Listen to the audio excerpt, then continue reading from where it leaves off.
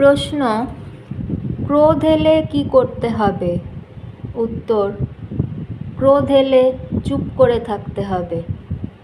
কথা বললে রাগ বাড়ে, চুপ করে থাকলে রাগ শান্ত হয়ে যায়। যদি না বলে থাকা না যায়, তাহলে মুখে ঠান্ডা জল ভরে নাও এবং সেটিকে কিছুক্ষণ রেখে দিয়ে ধীরে ধীরে পান করো।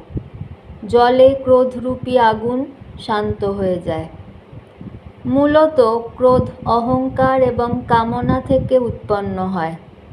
যখন অহংকার রূপী ফোড়ায় ধাক্কা লাগে অথবা মনের বিরোধী কোনো কথা হয়, তখন রাগ হয়।